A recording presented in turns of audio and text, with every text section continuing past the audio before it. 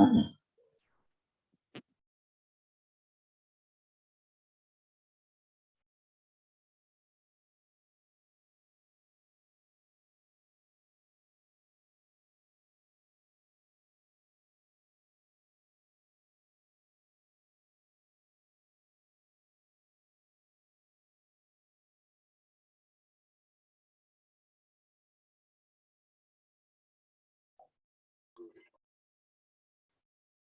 Assalamualaikum.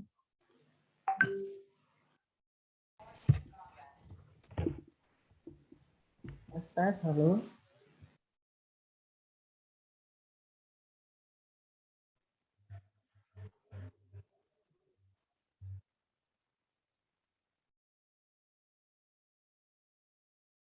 Suara saya terdengar nggak ya?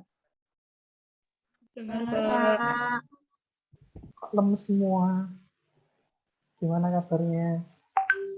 Baik, Pak. Baru selesai. Oh, baru selesai kuliah juga.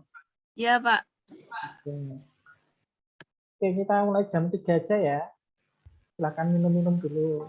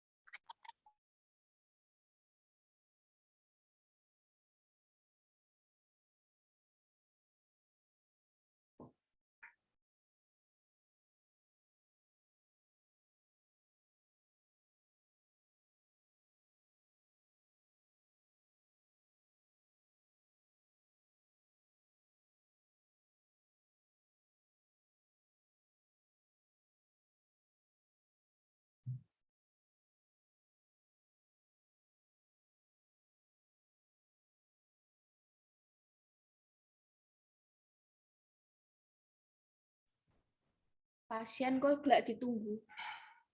Saake.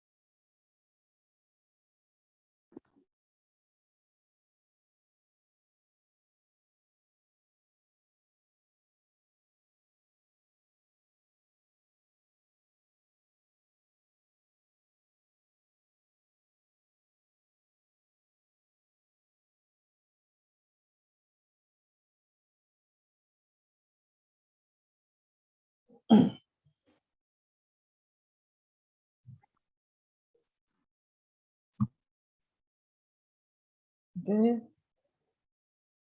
sudah jam 2.55. Kita mulai. Assalamualaikum warahmatullahi wabarakatuh. Waalaikumsalam warahmatullahi wabarakatuh. Pak. UKN, Ibu. Gimana kabarnya? Sehat semua? Alhamdulillah. Baik, Pak. Hari ini kuliahnya paling banyak kok. Tadi habis selesai. Iya, Pak, banyak. Masih semangat? Apa sudah Alhamdulillah. lelah? Pak, masih. Insya Kita Allah. masih, Pak. Ngantuk, Pak. Ngantuk ya? Ngantuk karena dari tadi kuliahnya online? Apa Iya, gimana? Pak, capek duduk. Sampai duduk ya. Oke, nanti kita Zoom-nya satu sesi ya.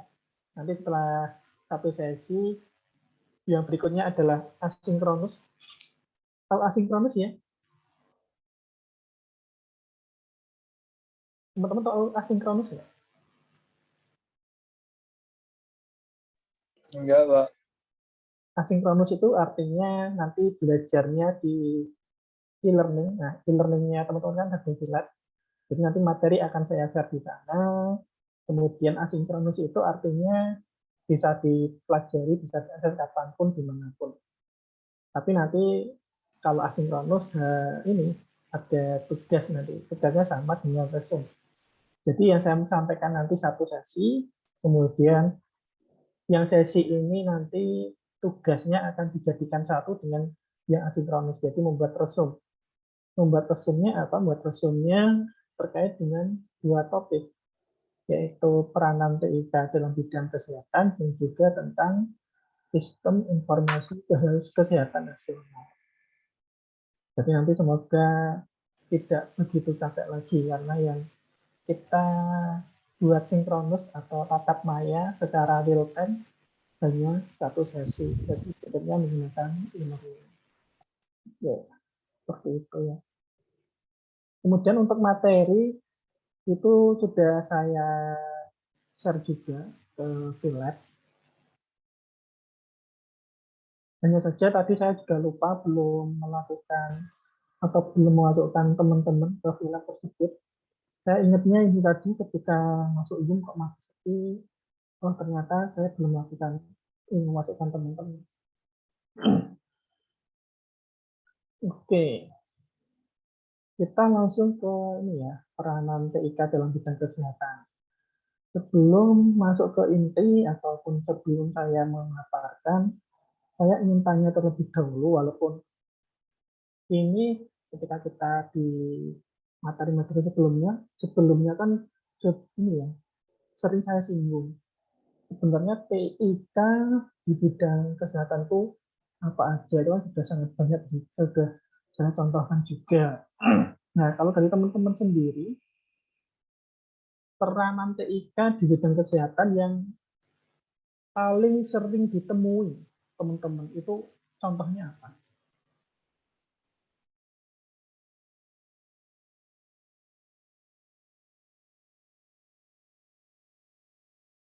Halo? Terdengar suara saya? Terdengar, Pak. Iya, Pak. Benar, Pak, tapi Di tempat saya kecil suaranya. kecil, Iya, Pak, Pak, suaranya suaranya. kecil. Kecil sekali. Suaranya kecil, Pak. Sekarang sudah jelas? Sama, Iya, Pak. Masih sama kecil suaranya? Enggak. Nah ini enggak, cuma Mbak Melina aja nih. Udah lebih keras daripada tadi, Pak. Oke, saya nggak usah teriak-teriak ya, karena saya cuma di ruangan sendiri. Nanti kalau teriak sampai keluar malah bikin heboh. Oke, saya ingin tanya, dari pertemuan pertama dan seterusnya sampai kemarin, itu kan saya sebenarnya sudah ada kaitannya dengan materi ini. Jadi, peranan TI di bidang kesehatan itu apa? Nah, saya ingin tanya ke teman-teman terlebih dahulu. Yang teman-teman alami atau teman-teman rasakan ataupun pernah jadi pengalaman pribadi sendiri, sebenarnya peranan TIK yang pernah teman-teman alami di bidang kesehatan itu yang paling sering mungkin, itu apa? Boleh pengalaman sendiri atau pengalaman orang lain? Kalau sekarang yang aplikasi peduli Pak, mungkin Oke, aplikasi Peduli Lindungi ya. Semuanya sudah vaksin ini? sudah, Pak. Sudah vaksin Sudah, Pak. ketiga Sudah, Pak. atau baru vaksin 2? Vaksin kedua, Pak. Vaksin kedua ya. Sudah, Pak. Oke, benar tadi yang disampaikan oleh Mbak Galuh. Jadi Peduli Lindungi juga merupakan bagian dari peranan TIK di bidang kesehatan. Kok sekarang semuanya menggunakan Peduli Lindungi itu karena apa ya? Karena apa, teman-teman?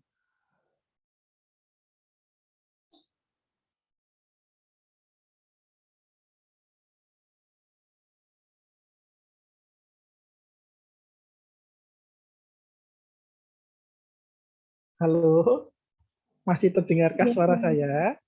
Masih, Pak. Masih, Pak. Tadi terputus Pak, apa pertanyaannya? Terputus ya? Kok jadi kayak gini koneksi saya? Peduli Lindungi itu kok jadi sering digunakan? Alasannya kenapa? Karena lebih mudah Untuk memberi informasi data, Pak. mengetahui mobilitas penduduk, Pak. Oke, untuk mengetahui mobilitas penduduk bisa juga. Terus tujuannya untuk apa ketika sudah mengetahui mobilitas penduduk? Kan kalau ada yang terkonfirmasi COVID atau apa seperti itu, Pak, nanti kan jadi mengaksesnya tahu orang itu tuh kemana aja, terus siapa yang sudah masuk ke daerah tersebut kayak gitu, Pak. Jadi untuk untuk tracing ya. Teman-teman ada yang pernah kena COVID nggak?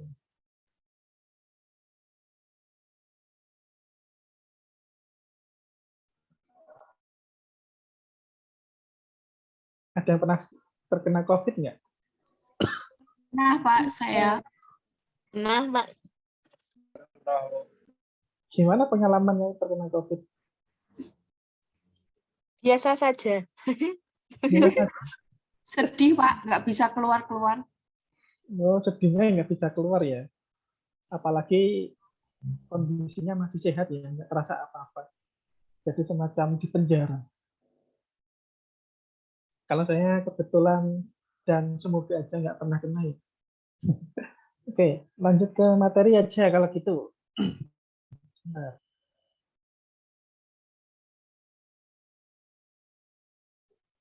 oke, saya akan share screen.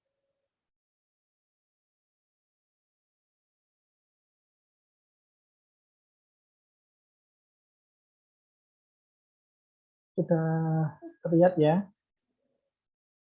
Jadi kalau kita bicara tentang peranan ya, maka tidak akan lepas dari pemanfaatan. Nah, peranan atau pemanfaatan TIK di bidang kesehatan itu tentu sangat banyak. Dari yang mulai sifatnya administrasi, tadi sudah disampaikan, Peduli Lindungi. Jadi Peduli Lindungi itu bisa masuk dalam bidang administrasi. Karena apa? Karena misalkan setelah melakukan vaksin, terus bisa mendapat sertifikat dan sebagainya. Ataupun kadang ada hal khusus harus menunjukkan Peduli Lindungi untuk bisa mengakses tempat tertentu dan seterusnya. Kemudian bidang yang lain, misalkan di rekam medis, ini juga sudah pasti ya. Hampir semua puskesmas ataupun setiap rumah sakit pasti ada rekam medisnya. Tapi ini saya ragu, jadi ragu. Tapi saya sudah menyampaikan hampir semua bahkan. Kira-kira atau menurut teman-teman atau mungkin di kecamatannya teman-teman puskesmasnya sudah menerapkan rekam medis? Sudah, Pak. Sudah. Masih manual atau sudah menggunakan TI? Manual, Pak, kalau di Puskesmas. Ini yang saya maksudkan tadi, rekam medis yang menggunakan TI. Masih manual ya? Iya, masih. Apakah semua puskesmas memang masih manual atau sudah ada yang digital?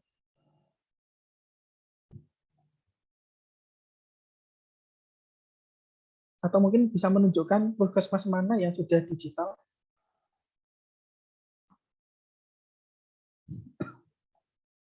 Kok diem lagi? Kayaknya teman-teman beneran lelah ya ini ya. Beneran Pak, di tempat saya suaranya kecil banget. Suaranya kecil banget.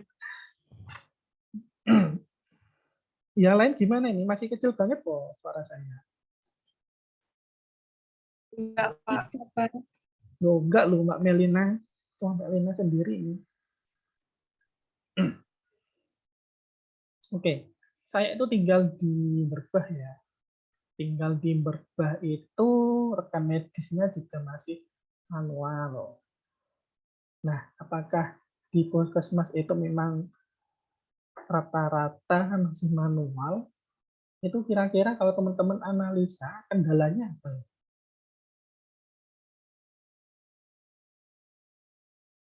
Kendalanya apa teman-teman? Kok masih manual? Mungkin kurangnya pengetahuan tentang TI, Pak. Kalau kayak gitu berarti bisa disimpulkan banyak pegawainya yang mungkin masih ini ya, masih belum melek digital ya. Kira-kira di puskesmas itu sudah ada aplikasinya belum dari Dinas Kesehatan atau Kementerian Kesehatan? Sepertinya sudah ada ya. Tahu, Berarti karena memang nggak ada itu ya, mungkin karena SDM tadi ya. SDM-nya mungkin dalam tanda kutip mungkin nggak mau belajar atau mungkin sudah sepuh dan seterusnya. Oke, itu cuma untuk informasi saja ya. Karena di tempat saya untuk rekam medisnya juga masih manual, belum digital. Tapi kalau kita bicaranya terkait dengan rumah sakit, masih ada nggak rumah sakit yang teman-teman temukan yang masih manual? Ada Pak. Gimana itu? Di puskesmas tuh kebanyakan masih pakai manual, Pak. Rumah Enggak. sakit, Mbak. Rumah sakit. Kalau rumah sakit, Kalau Ada, saya Kak. jarang Rumah sakit ada juga. rumah sakit mana yang masih manual rekam medis? Kalau kemarin tuh ada di daerah Kulon Progo, Pak. Waktu saya masih PKL. Rumah sakit apa itu namanya? Negeri atau swasta? Swasta, Pak. swasta. Kalau swasta mungkin rumah sakit masih baru ya. Karena saya yakin rumah sakit itu pasti sudah di atas 95%-an sudah menerapkan digital.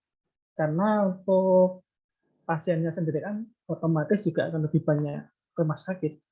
Karena adanya rekam medis kan juga sangat membantu sekali. Misalkan terkait dengan penyimpanan data itu lebih simpel, kemudian lebih ringkas, itu kan pasti.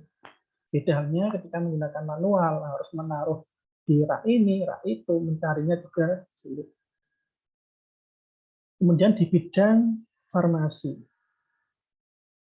Kalau di bidang farmasi, penerapan TIK itu seperti apa? Ada yang bisa memberikan contoh? Untuk input nama-nama obat itu, Pak? Input nama obat, bisa lebih spesifik lagi?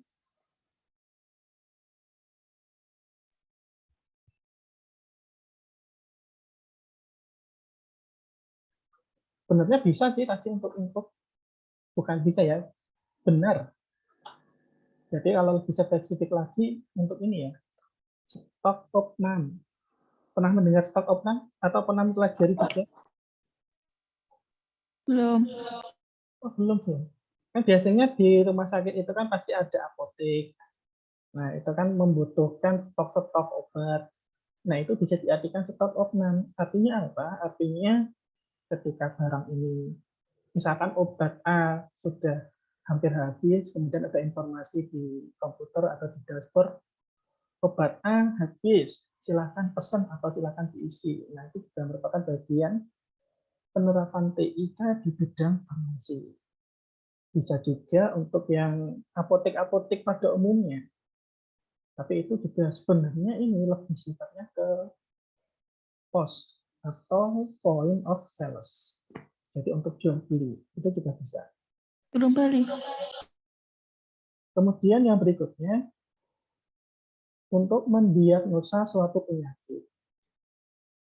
Ada contohnya nggak? Atau yang teman-teman sering temui? Seperti alat-alat medis itu bukan, Pak? Ya, yang spesifik lagi alat medis yang seperti apa? Kayak ada terapi yang ultrasonik itu. Oke, itu bisa juga. Kemudian untuk CT scan itu kan juga masuk ya? Iya, sudah. Masuk ke diagnosa atau monitoring? Lebih ke mendiagnosa, soalnya kan kalau CT scan kan kita ngecek dulu kan Pak. Jadi kan belum tahu penyakitnya itu apa. Oke, benar. Kalau untuk monitoring, bedanya apa? Atau mungkin ada contohnya nggak? Kalau monitoring itu yang seperti apa? Teman-teman pernah mendengar sistem pakar selain detik ini? Sebelumnya pernah mendengar belum? Sistem Apa, Pak? pakar. Belum, Pak. Monitor itu kayak biasanya untuk mengawasi, memantau. Iya, monitor itu untuk mengawasi memantau. Nah, ini bisa saja hasil dari rekam medis, kemudian bisa juga hasil dari sistem pakar, itu juga bisa. Aplikasinya tentu juga akan sangat beragam tergantung dengan kebutuhan. Misalnya rekam medis yang lebih apa ya, lebih wah lagi misalkan. Nah, di sana dibuat dashboard. Dashboardnya itu berisi apa? Berisi tentang riwayat penyakit yang dibuat sebuah grafik atau chart. Nah, di sana kan lebih memudahkan untuk monitoring. Beda halnya hanya untuk menampilkan data-data saja. Jadi rekam medis ini ada kelanjutannya nggak? Apakah rekam medis biasa atau rekam medis yang sudah lengkap dengan monitoring? Kemudian yang berikutnya adalah penelitian. Ini juga sudah pasti ya, karena mau nggak mau untuk efisiensi, untuk efektivitas itu sebenarnya sudah serba digital. Nah, kemudian yang terakhir ini untuk melihat dan menganalisa organ-organ tubuh bagian dalam manusia. Di Indonesia sudah ada belum ya ini? Karena kalau di luar itu saya pernah melihat YouTube-nya, sebuah video, ketika ingin operasi bagian dalam, itu dimasukkan kamera. Jadi ada alat tersebut dipasang kamera, kemudian dia bisa dimasukkan ke dalam tubuh, kemudian meneropong bagian mana sih yang bermasalah. Itu ada. Kalau di Indonesia saya juga belum begitu tahu. Mungkin teman-teman ada yang punya pengalaman, mungkin bisa bercerita di sini. Melihat dan menganalisa organ-organ tubuh bagian dalam manusia. Ini beda dengan tadi ya, beda dengan CT scan misalnya. Tapi di sana memang memasukkan kamera untuk melihat.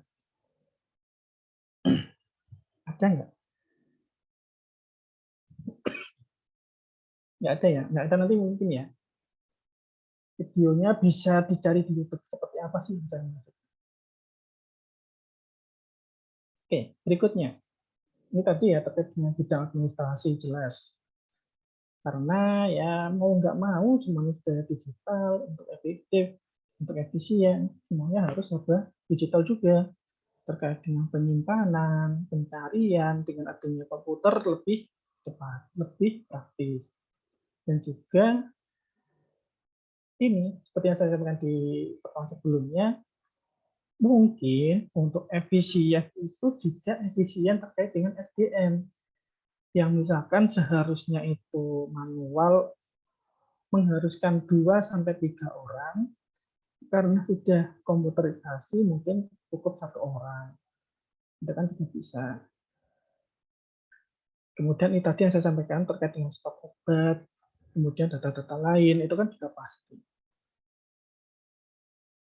Kemudian rekam medis. Nah, rekam medis ini juga seiring berkembangnya teknologi, itu juga semakin banyak jenisnya.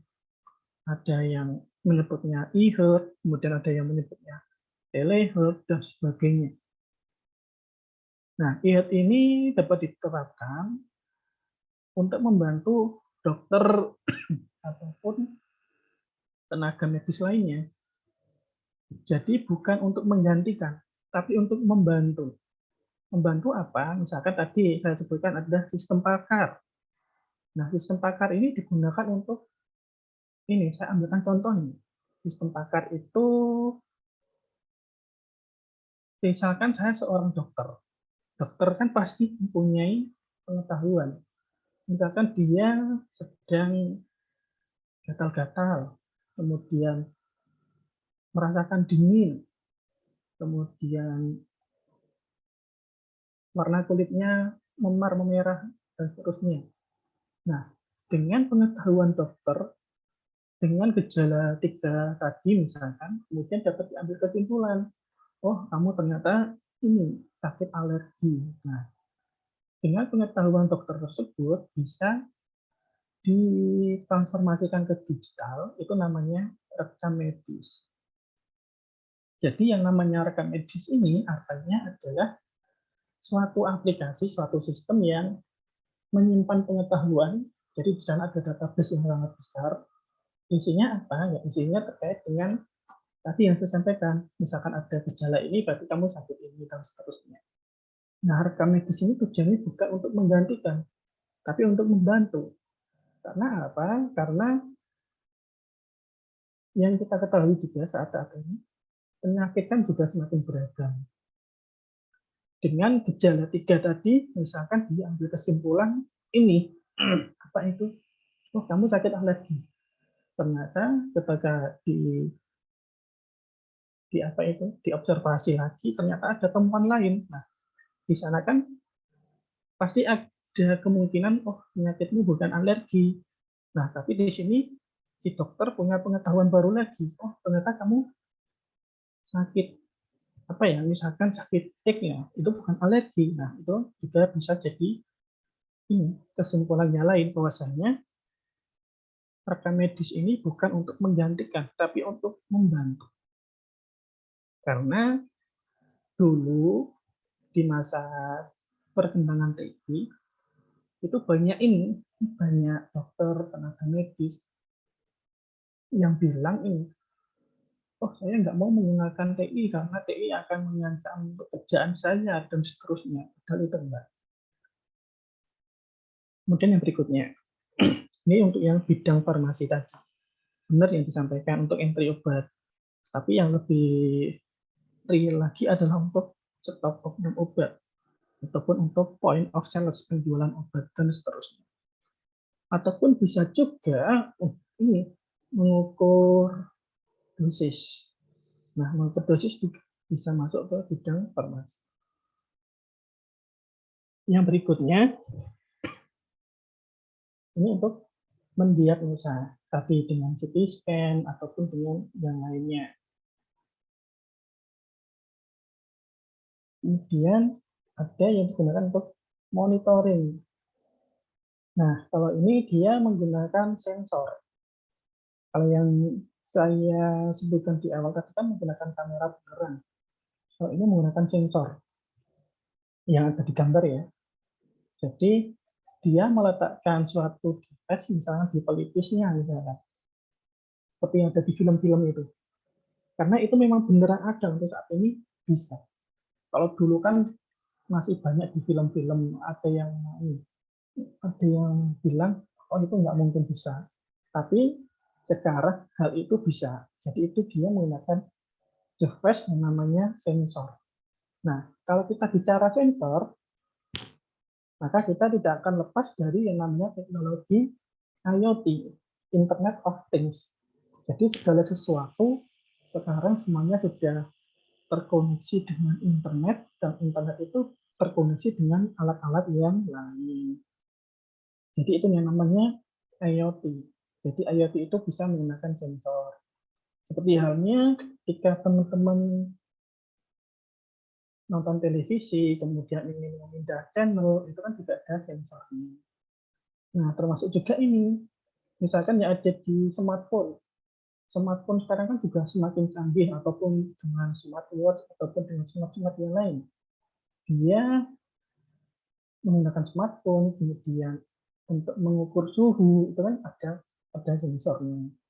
Begitu juga dengan yang lainnya. Itu akan sangat banyak contoh-contoh.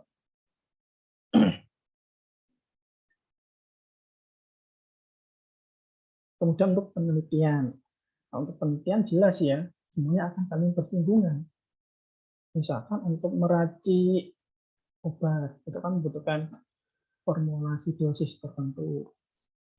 Misalkan untuk penelitian yang lain, yang mana dia mengharuskan membuat simulasi, itu kan bisa menggunakan komputer. Ada yang menggunakan AR, itu kan juga ada. Saya dulu juga ini, belum lama juga, saya itu membuat sebuah augmented reality. Ada yang tahu augmented reality nggak, teman-teman? Halo, halo. Apa, Pak? Ada yang tahu augmented reality? Tidak, Pak. Tidak, Pak. Nggak tahu. Oke. Jadi kalau Pokemon Go tahu nggak? Tahu. Apa itu Mbak Pokemon Go itu? Itu game Game yang seperti apa? game online, Pak, itu. Bisa didetailkan nggak permainannya seperti apa?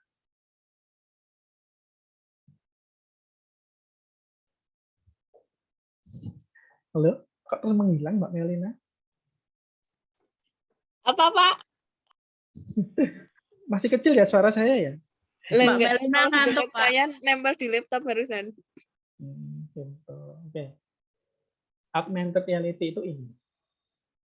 Ketika saya ada sebuah objek, ketika objek itu saya scan, nah maka nanti di device kita akan muncul beragam informasi. Nah, beragam informasi ini macam-macam. Bisa teks, bisa video, bisa animasi, bisa 3D, dan sebagainya. Nah, saya itu belum lama membuat sebuah penelitian menggunakan AR ini. Jadi untuk simulasi, untuk kan kemarin kita ini ya, PPKM, walaupun sekarang sudah masih PPKM, tapi kan lebih longgar. Kalau dulu kan masih benar-benar ketat. Nah, ketika PPKM yang masa-masanya itu masih ketat, misalkan saya ingin ke Prambanan misalnya.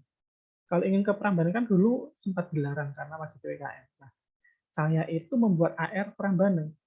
Jadi saya membuat objek yang benar-benar persis dengan Prambanan, tapi di dunia nyata, di dunia maya. Nah, AR itu seperti itu.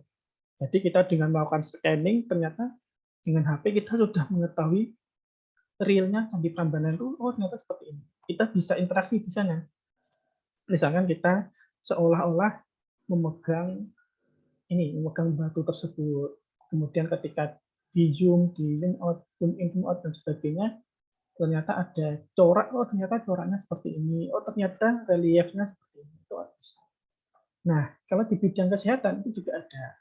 Misalkan simulasi terkait dengan tengkorak ataupun organ-organ yang lain. Nah, nanti di sana juga bisa diberikan interaksi yang lain. Oh, ternyata kalau kalau lutut itu bisa untuk menekuk ke belakang, tapi nggak bisa untuk menekuk ke depan, kan juga bisa. Itu sudah ada aplikasinya. Nanti teman-teman bisa cari di Play Store kalau tertarik dengan AR ini. Artinya AR itu seperti apa sih? Nanti bisa aja searching di Play Store AR skeleton atau yang lainnya. Kemudian penelitian tadi sudah saya berikan contoh. Nah, kemudian ini yang berikutnya. Untuk melihat dan menganalisa organ-organ tubuh bagian dalam manusia. Nah, ini ya, USG ya, jelas ya. Kalau USG sudah jelas semua ya, pasti tahu ya. Kalau ini sebenarnya saya juga masih belum apa ya, belum mengetahui istilah-istilah semuanya. Di sini yang paling sering terdengarkan CT scan, kemudian USG, dan seterusnya.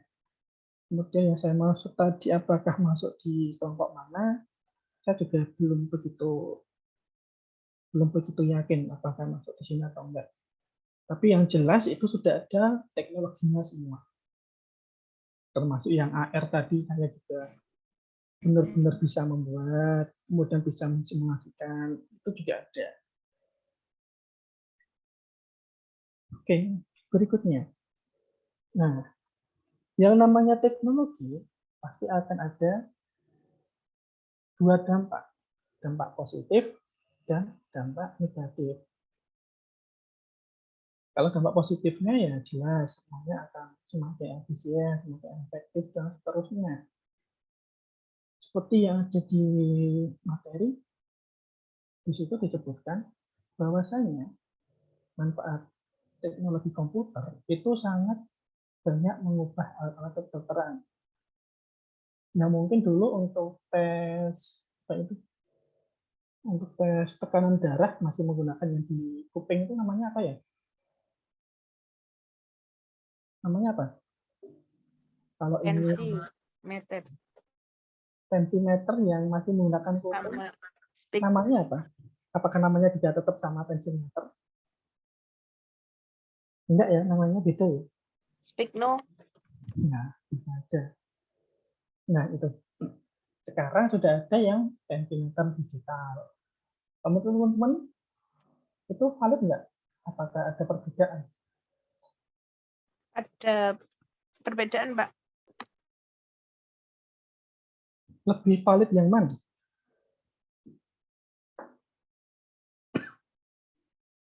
Apakah semua bisa dikatakan valid juga? Nah, semuanya bisa dikatakan valid, Pak. Cuman biasanya kalau pakai digital itu kan kita tidak bisa mendengarkan nadi secara langsung pakai alat. Kemudian kalau ada kerusakan pada kehabisan baterai, sedikit pun bisa mempengaruhi hasilnya. Tapi kalau menggunakan digital itu kita juga bisa mengetahui nadinya itu juga sudah terlihat di bagian monitornya. Jadi semuanya memang valid, hanya saja nggak validnya adalah ketika baterainya sudah lemah, gitu ya. Ya, semua kalau digital juga mempermudah, bisa nanti kita bisa nyambi menghitung kayak respirasi atau yang lain. Kan bisa ditinggal kalau pakai digital. Oke, betul sekali. Berarti itu salah satu dampak positifnya. Tentu saja dampak positif yang lain juga masih banyak. Kalau dampak negatifnya apa ya? Kalau dampak negatifnya apa?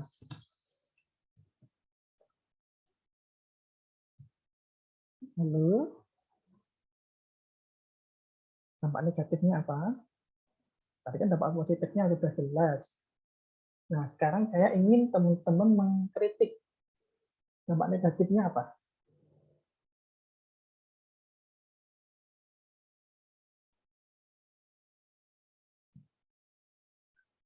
Halo, halo? Teman-teman, apakah nggak terbiasa mengkritik? Sehingga nggak mudah untuk mengkritik?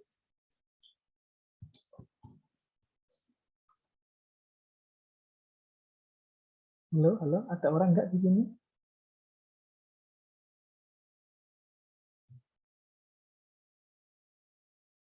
Maaf, Pak. Dampak negatif dari apa? Dampak negatif TIK di bidang kesehatan. Apa?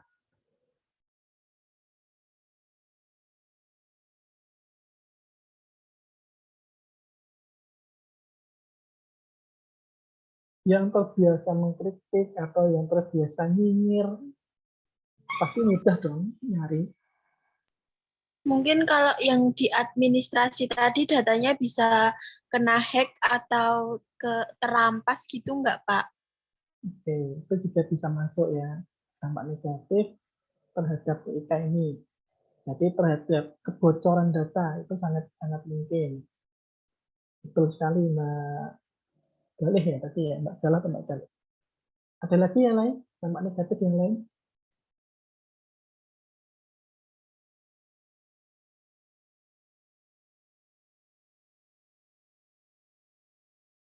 Kalau dengan radiasi gimana?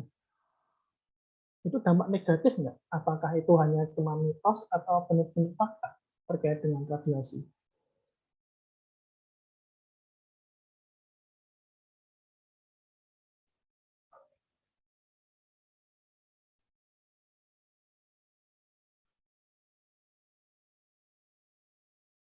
Belum semua? Belum? Jangan tidur loh, ini kuliah loh.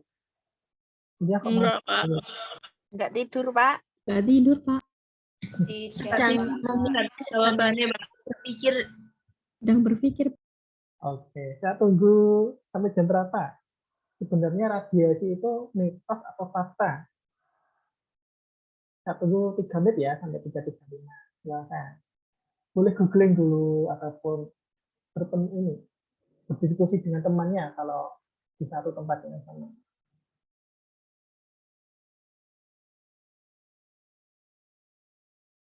Seperti halnya tadi ada IoT, berarti kan membutuhkan sensor, membutuhkan alat-alat yang lain. Nah, pasti di sana ada radiasi.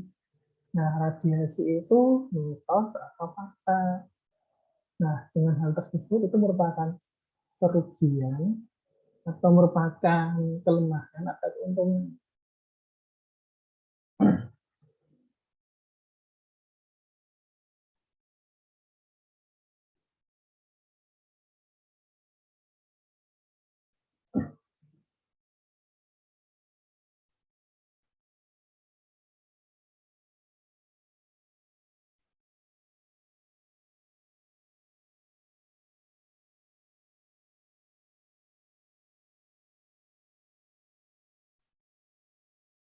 Sudah ada jawabannya belum?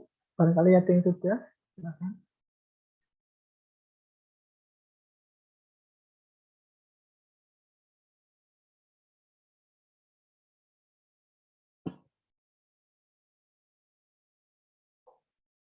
Tadi Mbak Diana Sari mic-nya berbunyi tapi suaranya nggak muncul. Baru masuk lagi tadi.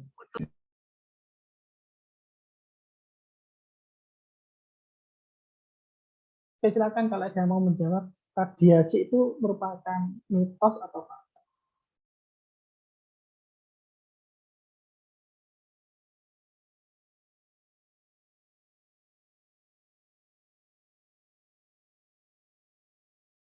Silakan, silakan. Atau saya tunjuk?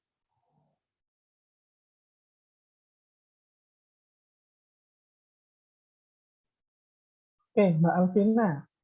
Halo Mbak Alvina. Pak, Gimana Mbak Galuh, silakan. kalau yang radiasi tadi menurut saya tidak mitos karena kalau sebelumnya kemo itu bisa menyebabkan rambut rontok atau gejala yang lainnya. Oke, karena emang benar ya, radiasi itu memang benar-benar ada. Yang tadi dicontohkan oleh Mbak Galuh juga benar, adanya kemo. Nah, apa ya? Karena saya juga sebenarnya basicnya bukan dari kesehatan, tapi saya ada pengalaman dari orang lain. Saya itu ini ya, kalau mendengar kemo itu langsung berpikiran negatif. Pikiran negatifnya apa?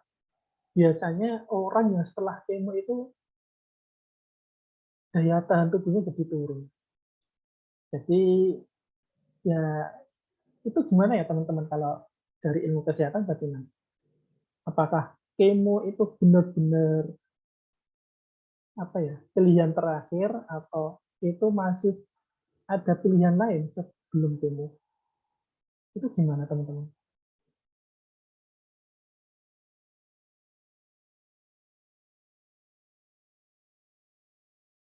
Ada yang tahu nggak terkait dengan kemo ini?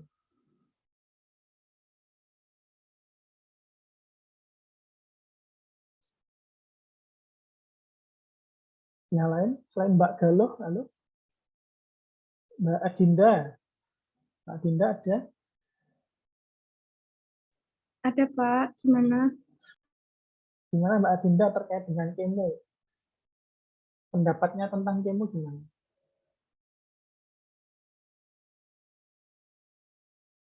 Gimana Pak, bisa diulang?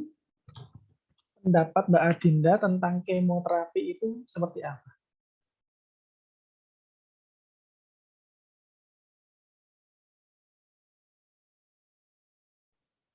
Maksudnya dalam bidang teknologi apa kesehatan ya Pak ya?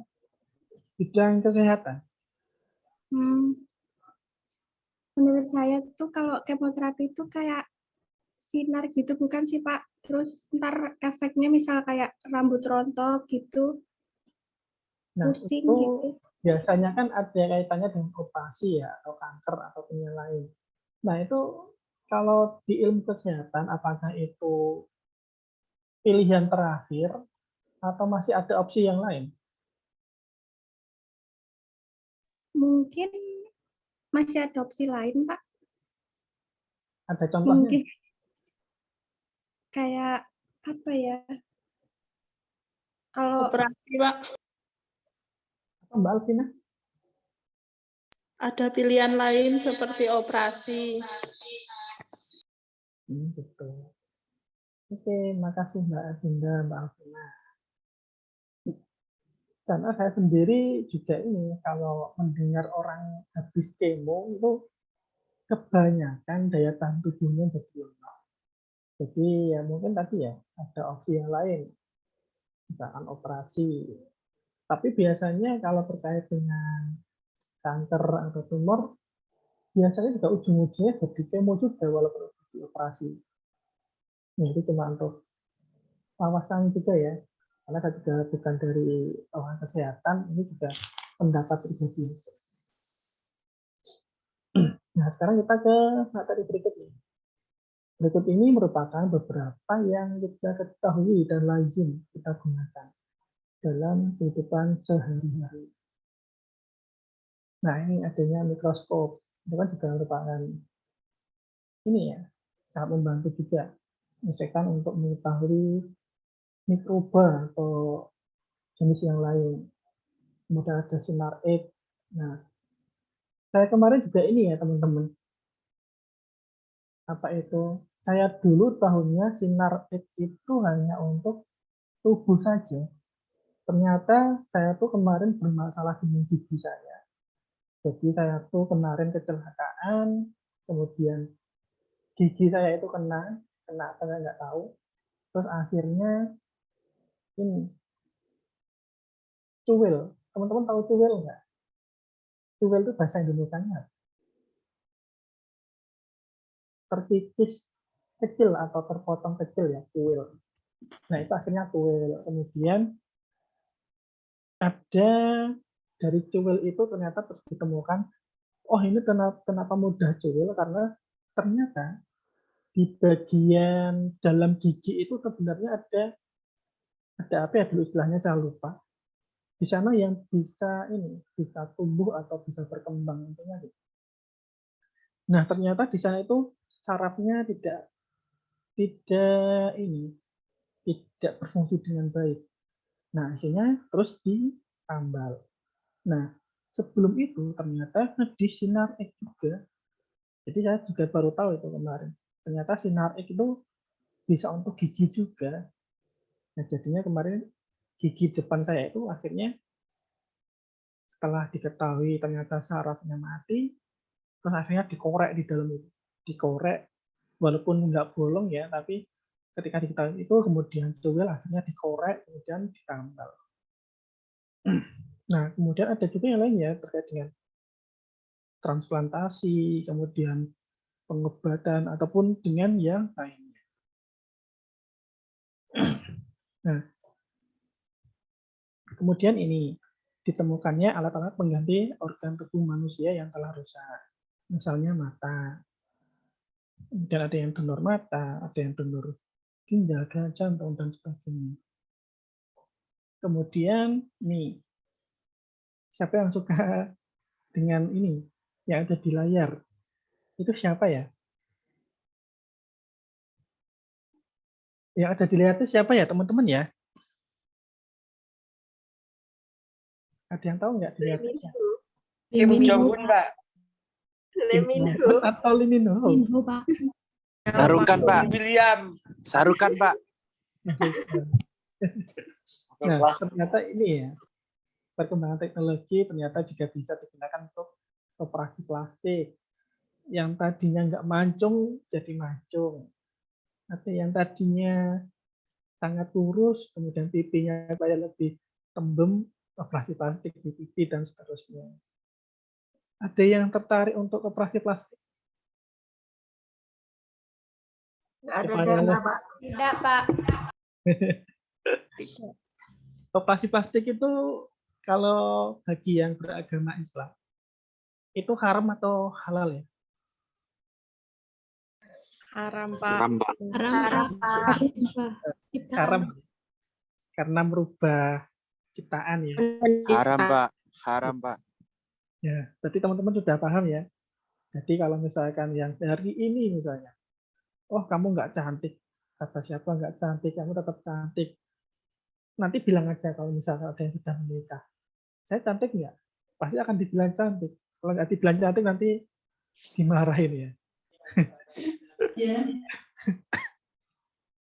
Oke, berikutnya. Nah ini terkait dengan dampak negatif yang saya tanyakan tadi, yaitu adanya efek radiasi. Itu benar adanya.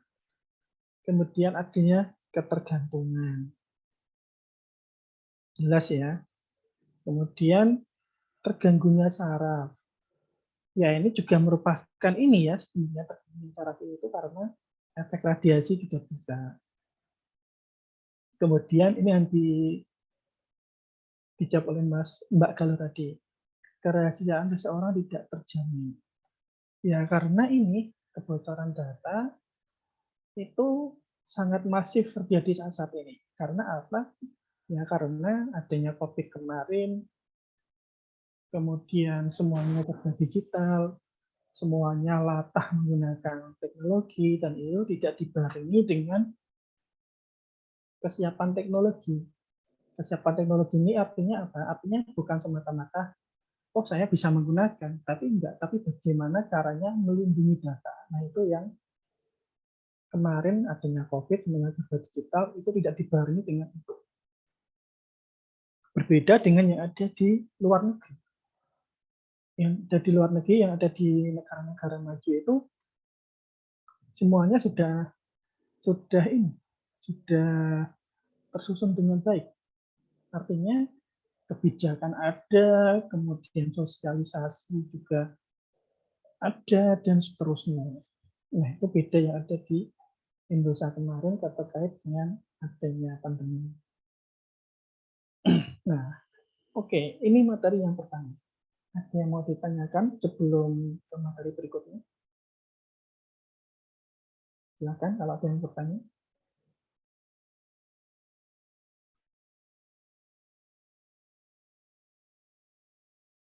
Ada atau tidak? Belum, Pak. Tidak, Pak. Oke. Bentar, saya akan lanjut ke materi berikutnya. Saya izin minum dulu ya, sebentar.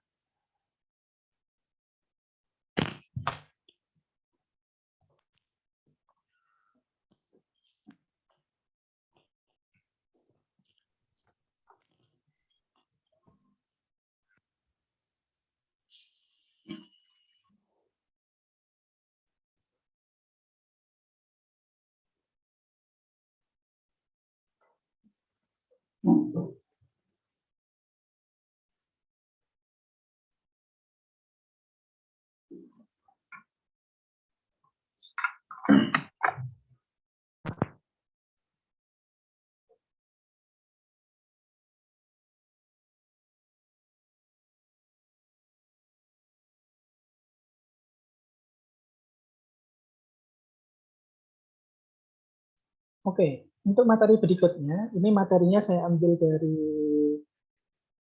ini ya, dari webinar. webinar yang dilakukan oleh ini kerjasama antara Germas dan Kementerian Kesehatan. Di sana mengambil topik judulnya ini ya, peran revolusi industri 4.0. Nah, sekarang ini ya sama. Jadi adanya teknologi itu dari yang dulunya revolusi industri 1.0, kemudian 2.0, 3.0, dan 4.0. Nah, kalau di beberapa negara maju sekarang sudah ada di 5.0. Jadi ini revolusi society. Jadi semuanya berbasiskan dengan sosial, tapi yang sosial digital. Nanti kita akan bahas juga di sana. Nah, ini terkait dengan arahan Presiden ya.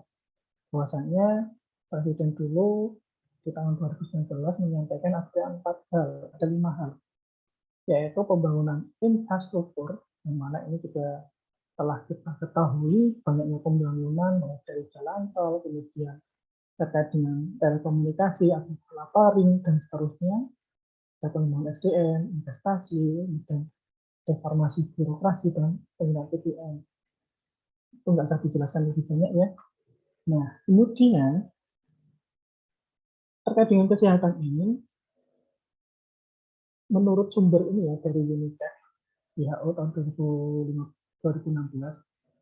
ini juga sudah saya jelaskan kemarin ya terkait dengan stunting, bahwasanya di Indonesia itu 3 dari 10 anak itu menderita stunting. Jadi kan di sini prosentasenya sangat besar. Makanya di tahun ini Indonesia itu sedang menggalakkan yang namanya stunting. Karena apa? Yang namanya stunting itu nanti juga akan mempengaruhi dari ini terkait dengan regenerasi juga. Karena kan kalau dari dilihat persentasenya kan berarti 30% itu juga merupakan angka yang sangat besar. Kemudian di Indonesia juga hanya 75 dari 100% anak Indonesia itu mendapatkan imunisasi campak. Tentu saja imunisasi itu kan sangat berguna untuk tubuh kita. Namun di sana juga ada oknum yang nggak percaya dengan imunisasi ataupun yang lainnya. Nah ini terkait ini juga di Indonesia 23 dari 100 remaja laki-laki itu merokok. Ini juga ini ya sekarang juga semakin masif sebenarnya. Karena nggak hanya remaja laki-laki saja, ternyata remaja atau remaja perempuan sekarang yang merokok juga semakin banyak. Di Jogja pun juga ada yang katanya disebut kota pelajar ataupun kota pendidikan ataupun yang lain, ternyata remaja perempuan yang merokok pun juga semakin banyak sekali.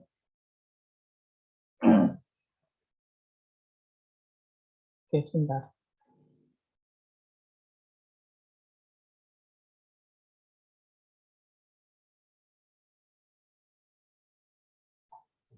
Nah, kemudian kita lihat dari sisi kanan terkait dengan fasilitas kesehatan.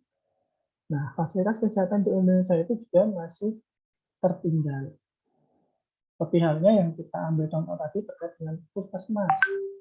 Puskesmas itu ternyata yang menggunakan tenaga medis juga ternyata kita temukan, kita ambil contoh di sekitar kita, memang banyak yang belum menggunakan tenaga medis ataupun menggunakan peralatan canggih yang lainnya.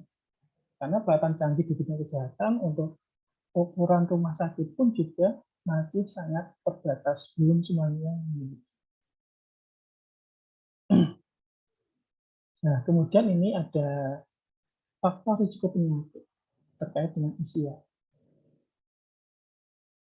Di sini ada yang ini ya, kebanyakan ada gula darah, kemudian hipertensi dan sebagainya, kemudian Karena apa? Ya karena obesitas, ada yang merokok, ada yang aktivitas fisik kurang, berarti dia itu mungkin hanya pergi bekerja, pulang, duduk, tidur, dan seterusnya. Dia tidak ada aktivitas olahraga. Ini juga merupakan peringatan untuk saya juga sebenarnya. Karena saya juga hampir sama dengan hal ini. Aktivitas fisik kurang. Yaitu untuk olahraga terus terang juga kurang. Ya ini juga merupakan peringatan untuk saya juga. Kemudian, nah ini terkait dengan revolusi industri. Revolusi industri dari mulai dari 1.0, 2.0, 3.0, kemudian 4.0. Nah, di 4.0 ini, di sini kan disebutkan ada IoT, ada big data. Ini kan sudah kemarin sudah saya jelaskan, tadi juga sensing juga terkait dengan IoT. Nah, ini merupakan tantangan untuk teman-teman juga. Bagaimana sih kita membuat memanfaatkan teknologi yang ada untuk membantu di bidang kesehatan. Karena yang saya sampaikan tadi bahwasanya tidak akan menggantikan peran dokter ataupun peran tenaga medis, tapi untuk membantu. Seperti halnya guru atau dosen. Sekarang untuk belajar dimanapun sebenarnya kan ada dan bisa di YouTube. Ilmu apa yang nggak ada di YouTube ataupun di internet? Ilmu apa sih yang nggak ada di internet? Semua ilmu pasti akan ada. Tapi bedanya apa? Bedanya ketika ada dosen, ada guru, ya akan ada yang membimbing atau ada yang mengarahkan. Oh, kamu kalau mau belajar A, supaya belajarmu lebih cepat, lebih efisien, dan lebih mudah memahami, kamu belajar untuk dari sini. Nah, itu tugasnya guru atau tugasnya dosen pada saat ini dan seterusnya. Karena kita belajar itu dengan adanya internet, kita belajar itu bisa dari manapun, bisa dari siapapun. Apalagi sekarang juga ada program MBKM ya. Nah, MBKM kan ini ya, sudah jelas-jelas Merdeka Belajar, Kampus Merdeka. Artinya memang mahasiswa itu dibolehkan untuk belajar di luar kampus. Termasuk juga dosen belajar di luar kampus. Untuk apa? Untuk menimba ilmu yang tidak didapatkan di kuliah, ataupun untuk mendapatkan pengalaman yang lebih.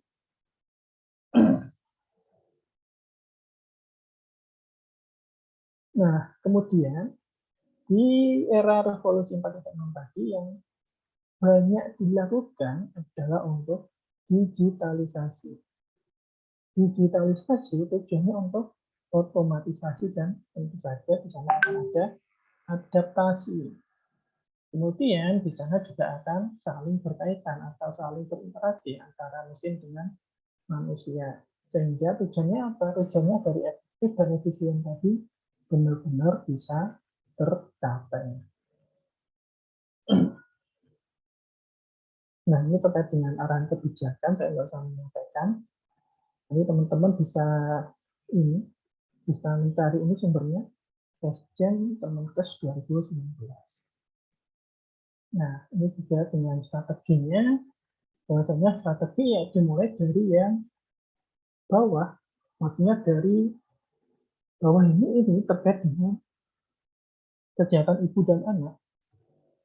Nah, karena apa ya? Karena yang akan mewarisi regenerasi kita kan ya anak-anak kita atau adik-adik kita nantinya, ataupun mungkin dari ibunya dulu. Kemudian diiringi dengan gizi. Gizi untuk siapa? Ya gizi untuk anaknya dan seterusnya. Nah, ini cakupan kesehatan semesta. Ini lebih dikenal dengan UHC, Universal Health Coverage. Jadi, menjamin seluruh masyarakat mempunyai akses untuk kebutuhan pelayanan kesehatan promotif, preventif, kuratif, dan rehabilitatif. Nah, ini sebenarnya juga dari Kemenkes 2019. Ini teman-teman bisa mencari sumber ini. Nah, ini ada kaitannya dengan yang tadi sudah kita singgung. Nah, ini akan kita bedah lebih dalam lagi. Sebenarnya revolusi 4.0 itu yang dapat diimplementasikan itu apa? di sini ada sharing work information. Tadi sudah saya sampaikan adanya dashboard. Nah, itu sama. Kemudian ada smart APPS. Ini yang saya sampaikan tadi, ada smart work, kemudian smart yang lain. Kemudian ada automatic data, ini terkait dengan rekan tadi. Jadi misalkan ada pasien yang sudah diperiksa, kemudian rekam medisnya lebih bagus lagi, maka di sana akan ada otomatis data atau mungkin ini pertukaran data. Pertukaran data itu artinya apa? Artinya yang kita alami sekarang.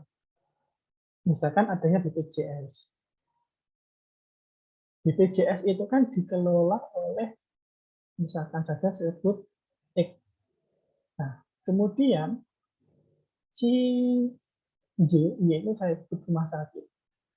Nah, orang ini berobat ke Y, ke rumah sakit Y, dia menggunakan BPJS.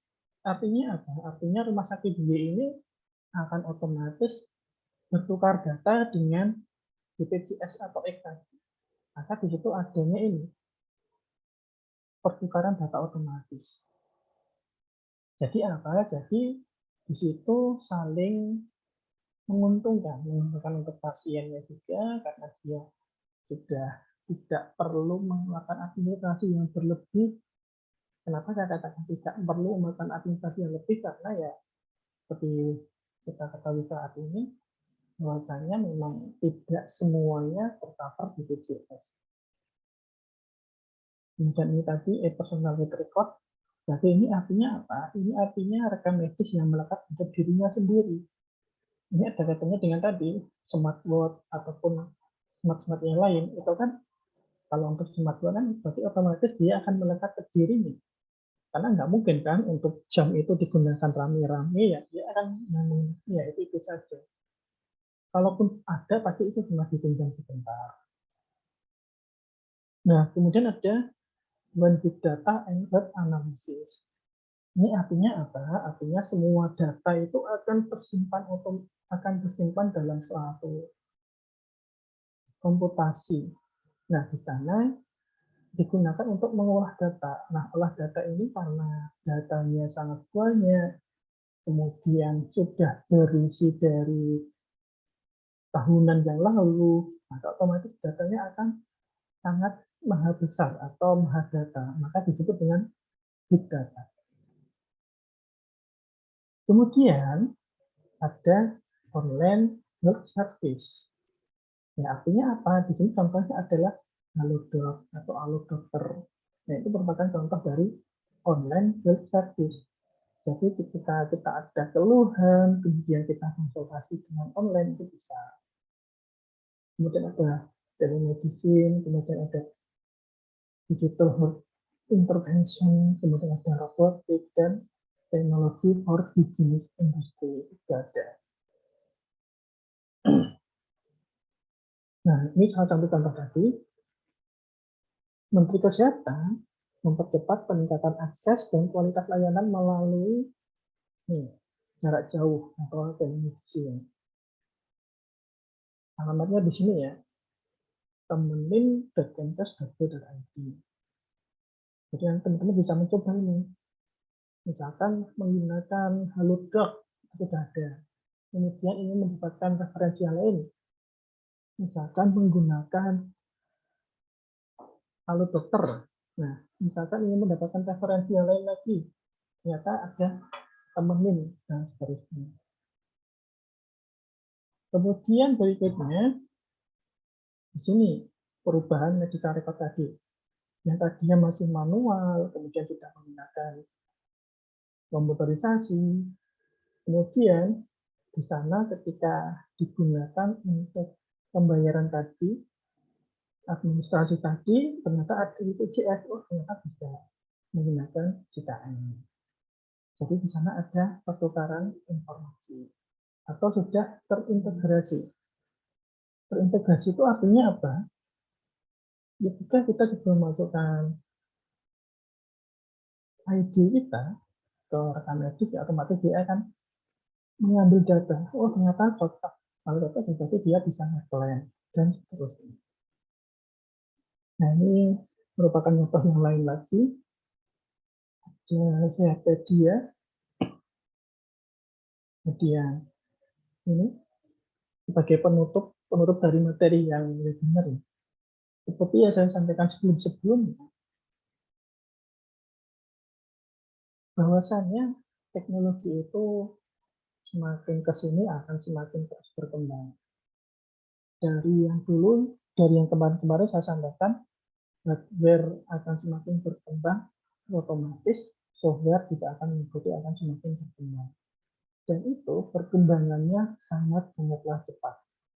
Teman-teman sudah mengetahui ya, dari adanya handphone tipe A, belum ada 3 bulan, wah ternyata sudah menggunakan handphone tipe B dan seterusnya.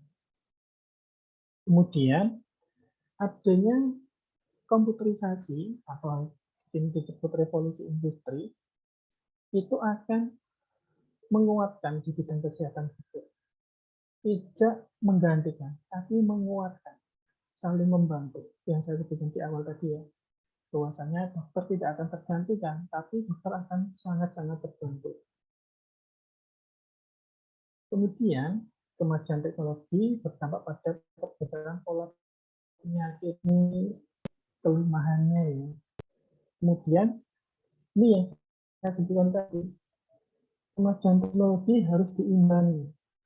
Nah, kalau saya perhatikan Indonesia latahnya apa? Ketika semuanya online dan lain-lain, digitalisasi, komputerisasi, ternyata tidak diimbangi dengan kebijakan. Akhirnya data bocor dan sebagainya. Nah, itu yang sangat-sangat kita khawatirkan. Karena apa? Karena ketika data privasi kita itu sudah diambil oleh orang lain, maka oknum atau penyerang atau hacker itu tidak akan mudah memanfaatkan kita. Memanfaatkan kita itu artinya tidak melulu kamu disuruh ini terus mau, itu enggak. Artinya dia bisa login ke akun kita, kemudian dia misalkan untuk meminjam uang, ini kan paling sering terjadi di Indonesia. Akun kita dibaca, kemudian kita dilihat, oh kamu kemarin sering chat dengan ini, berarti ini teman dekatmu. Nah, ketika ini teman dekatmu, coba saya minta uang ke sana, dikasih atau enggak. Itu yang sangat-sangat kita khawatirkan ketika data kita bocor. Oke, sudah selesai untuk sesi pertama ini. Materi 1 dan 2 sudah saya jelaskan. Oke, ada yang mau ditanyakan sebelum saya tutup? Karena nanti untuk sesi kedua fokus ke VLab dan teman-teman saya minta untuk membuat resum rangkuman apa yang telah saya paparkan tadi dan juga dengan materi yang nanti akan saya share ke VLab juga. Karena materi yang kedua itu terkait dengan sistem informasi kesehatan nasional dan manajemen puskesmas. Nanti akan saya share materinya. Ada yang mau ditanyakan, teman-teman? Belum, Pak. Belum. Belum, Pak. Pasti kalau ditanya gitu jawabannya belum semua kompak. Enggak ya, Pak. Oke, mungkin gitu aja ya teman-teman. Sepertinya sudah lelah, saya juga lelah. Oke, mungkin itu saja. Nanti silakan ini tugasnya dikerjakan. Nanti saya akan buat tugasnya segera ke VLab dan juga materi yang kedua. Mungkin pertemuan kita sore hari ini kita akhiri dengan ucap hamdalah. Alhamdulillahirabbil alamin. Alhamdulillahirabbil alamin. Alhamdulillahirabbil alamin. Oke, semoga yang saya Makasih, Pak. paparkan tadi mudah dipahami ya. Selamat istirahat, Bapak. Terima kasih, Pak. Makasih. Ini belum Makasih, diakhiri loh. Pak. Belum diakhiri. Belum ditutup ya. Makasih, Pak. Oke, Kepi cawe akhiri ya. Sepertinya sudah pada mengharapkan segera ditutup untuk makan-makan juga ya. Segera-segera. Masuk. Oke, kita akhiri. Saya akhiri ya. Assalamualaikum warahmatullahi wabarakatuh. Waalaikumsalam warahmatullahi wabarakatuh. Terima kasih banyak, Pak. Terima kasih, Pak. Pak O. Kisah ada pelihara. Saya nggak pelihara lagi. Tidak ada. Boleh lah.